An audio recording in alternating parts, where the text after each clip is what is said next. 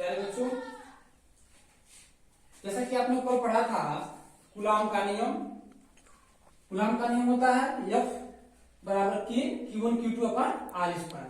और जो F बल है आपका, तो बल का जो मात्रक होता है वो न्यूटन होता है। ठीक है।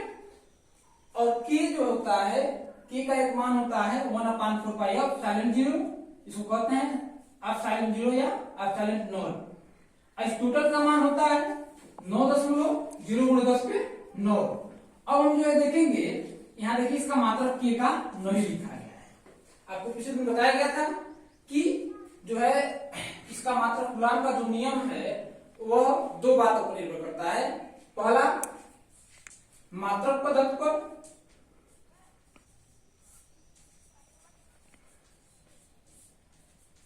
और दूसरा जो होता है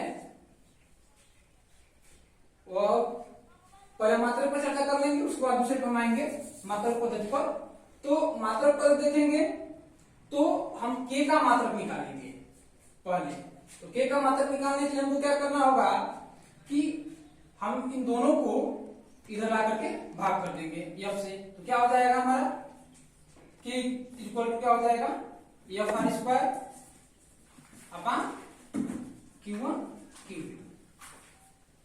तो F का मात्रक होता है बल है, बल का मात्रक होगा न्यूटन। और यह R दूरी है दो आवेशों के Q1 और Q2, दो आवेशों के बीच की दूरी R है, दूरी है और उसका स्क्वायर है। तो क्या हो जाएगा मीटर स्क्वायर।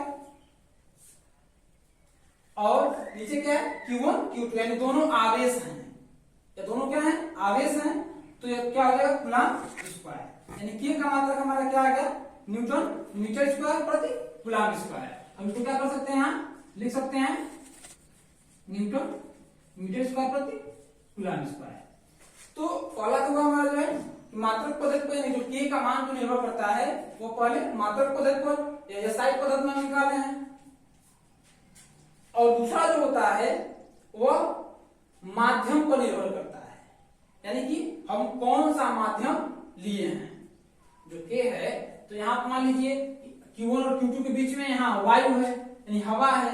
यदि निर्वात हो तब के लिए क्या होगा, यदि Q1 और Q2 के बीच कांच रखा गया हो तो क्या होगा, यानी कि अलग अलग जो भी माध्यम होगा तो माध्यम को लेकर के देखेंगे, यानी कि दोनों आवेशों के बीच जो है कौन कौन से माध्यम है। तो हम दूसरी बात पढ़ेंगे कि जो माध्यम पद्धति पर। तो माध्यम पद्धति में हम पहले पढ़ेंगे निर्वात को लेकर के, क्योंकि आप जो फार्मूला देखे हैं तो निर्वात के लिए लेकर के जो है बनाया गया है। तो निर्वात के लिए क्या हो जाएगा F बराबर K Q1 Q2, या K का मान आप यह रखिए 1/4 into Q1 Q2 upon R square. जहां यह एप्सिलॉन 0 क्या है निर्वात की विद्युतशीलता है। यहां हम लिख दे रहे हैं एप्सिलॉन 0 निर्वात की विद्युतशीलता।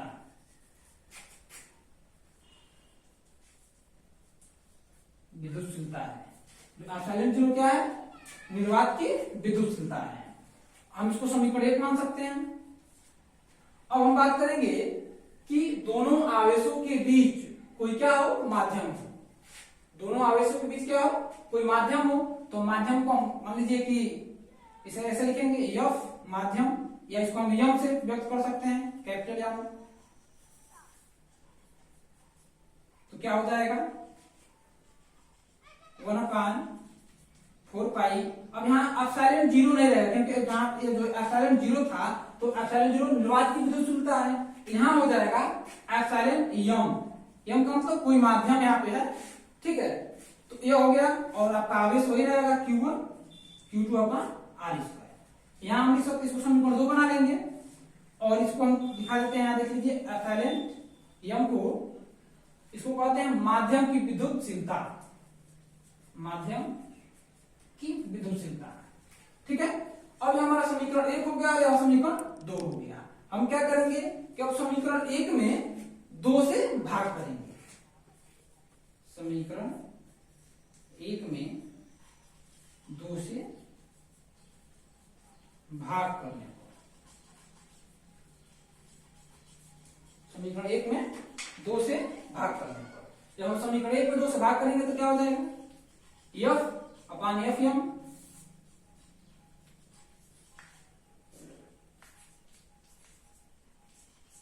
बराबर यह टोटल हो जाएगा 1 upon 4 pi epsilon 0 into Q1 Q2 upon R square, और ठीक उसके नीचे यह समीकरण 2 का हो जाएगा 1 अपान 4 पाई एप्सिलॉन 0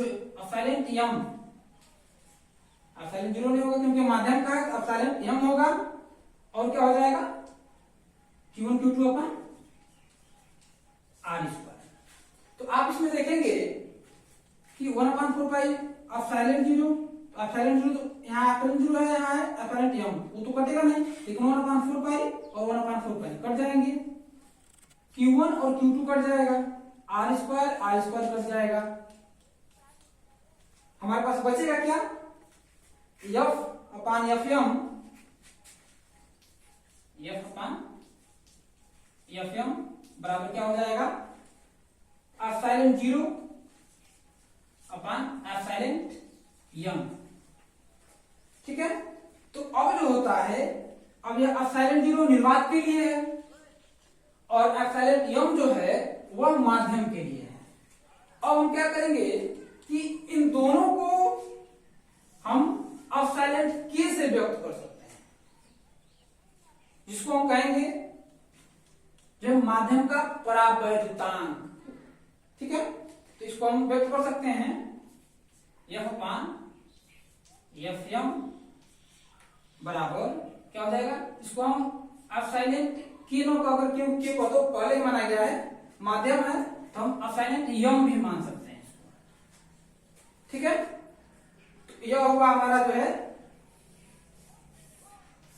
माध्यम पद्धति पर, यानी कि जो के का मान है वो दो बातों पर निर्भर करता है, एक तो मात्रक पद्धति पर, यानी कि कौन सा एसआई पद्धति है कि सीजीएस पद्धति है कि एफपीएस पद्धति है, उस पर भी जो के का मान निर्भर करता है, और दूसरा जो होता है माध्यम पर, यानी कि दोनों आवेशों के बीच कौन सा माध्यम है, निर्वात है कि अन्य कोई वायु है या कांच रखा गया है या कोई अन्य माध्यम है, तो उसके लिए हम निकालते हैं। इसको हम आगे बढ़ाकर लिखना चाहें तो लिख सकते हैं। यदि मान लीजिए कि वायु से एक आवेश में किसी वायु में रखा गया हो और एक निर्वात में रखा गया हो, और दोनों में से यदि किसी एक का मान मालूम हो, एक बल का मान मालूम हो और उस माध्यम का परावैद्युतांक मालूम हो, तो दूसरे के द्वारा जो कितना बल लगेगा हम इससे निकाल सकते हैं। इन तीनों में से दो का मान ज्ञात रहेगा, हम इनको निकाल सकते हैं।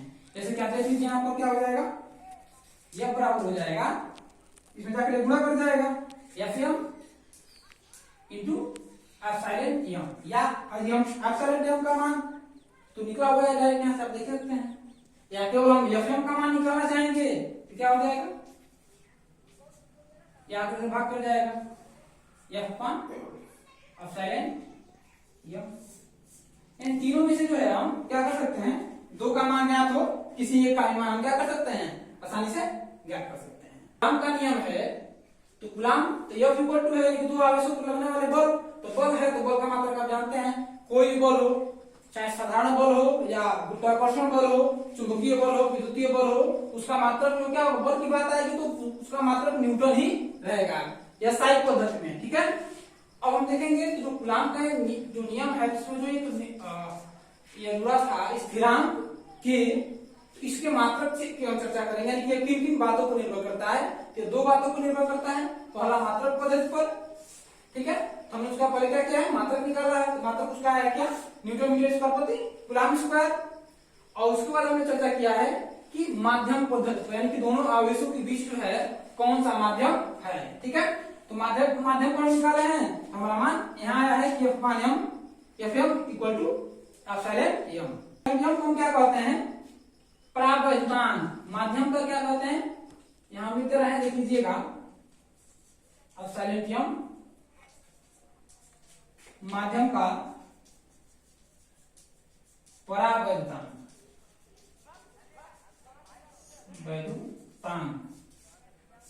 यानी कि यह उस माध्यम में कौन सा माध्यम है उसके ऊपर यह डिपेंड करता है। ठीक है, इसको आप नोट कर लीजिए, इसको नोट कर लीजिए, और जो आपको न समझ में आएगा आप इसको पुनः जो है कमेंट में पूछ सकते हैं, आपको पुनः बताया जाएगा।